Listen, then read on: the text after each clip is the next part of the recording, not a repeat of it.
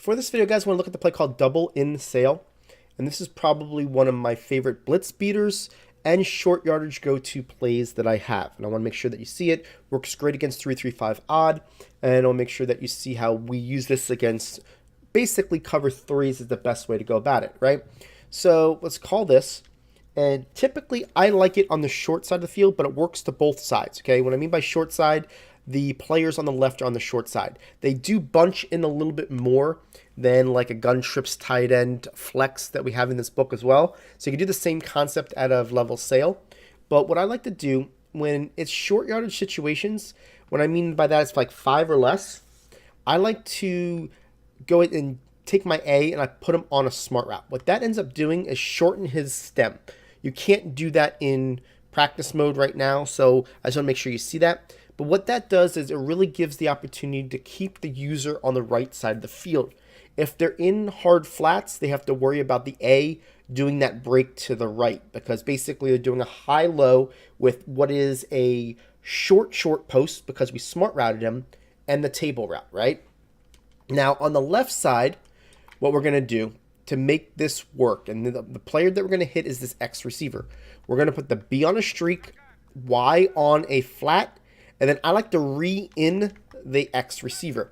The reason why it goes a hair further, and when you're in a short yardage situation and it's 3rd and 3, 3rd and 4, and you don't get it by an inch, you wish you would have, went ahead and re-put that player on the in. And what happens here is that the Y does a good job of taking the hard flat away. B does a good job of driving back the hook curl, leaving the X open. So what you'll see here, the guy comes in, and you're going to hit that ball right there, okay? I typically like to have this when you're going against 3-3-5 odd, but you have a good receiver on the left-hand side. This is a quick throw, quick hitter that I love to go to. You're going to see that this guy's going to come in. As soon as he does it, you want to hit him as soon as he makes his break to the inside if there's no threat in the middle of him right there, right? See it? I could have actually thrown this a little bit earlier. As soon as he broke in, I could have thrown it right there. You can see that I'm about a half a second late on my throw, or at least my ability to throw it. Once I see that he breaks there, I'm going to hit him right there, and I'm going to get my first down. Now, when it really, really works, the second option here, let me go that real quick, is the cloud flat option, to where when you're doing this, you're looking to the right-hand side. There in cloud flats, you throw it to this guy, and you get yourself those yards up the field because you know you could outrun that player, right? Now, let's go get 3-3-5 odd out and show you basically why I like it against this defense is because people will do the hard flats, and what they'll do here is they'll leave that left side open. So this is kind of one of those deals that I like to go a lot to because of the way it works, right? So again, B streak, Y flat, X in, and you can smart route the A, that's optional. And with this, let's say that they're in the hard flats, and we'll leave it just like this. It doesn't matter what they're doing with anything else, right? Typically speaking, if they're blitzing the left side, it's going to work really well for you. If they're blitzing the right side, then the user has to cover the right side. It's going to work really well for you. Now, what I want you to notice is when you do this, this guy usually has a little bit of a hitch on his backup. He's going to kind of like almost bluff blitz and get back. When he does that, what you're going to see is that you just have to wait a half a second longer. Watch. He's going to bluff blitz. He's going to come back. Now you're going to throw it to him. That's the throw. So you do want to anticipate that guy doing that. You don't want to get bluffed by that player, right?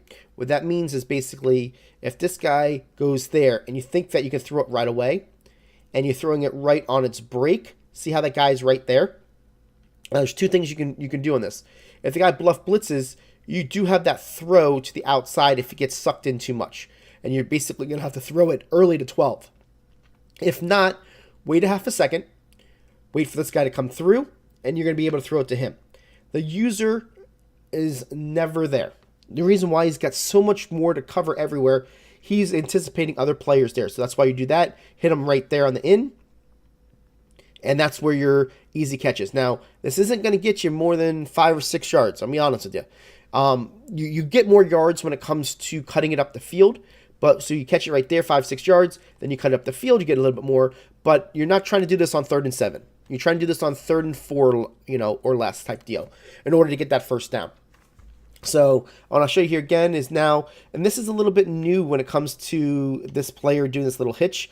He hadn't always done that. On other calls, they used to do that, but now the outside linebacker does that bluff blitz. There was other defenses that did that. So patches bring on weird things, and that's kind of one of the weird things that this patch basically brought on, right? So you can something like this.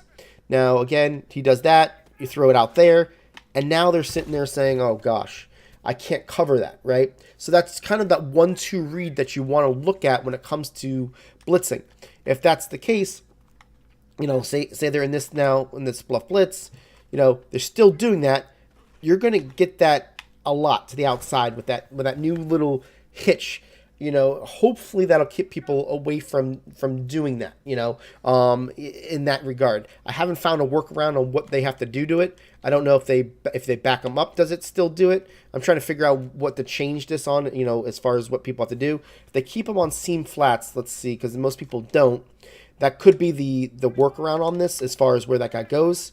No, he still does it. So you're going to notice that that's going to get a little bit more open is that flat route. And you're going to want to use that as your first read and then the in as your second read, even though the in used to be the first read. Just double check to see if they do that bluff blitz. That's just specifically in the 3-3-5 odd. Other formations are not always going to do that. So if they don't do that, that's going to give that opportunity to get that flat pattern and, hit that in route as that second option.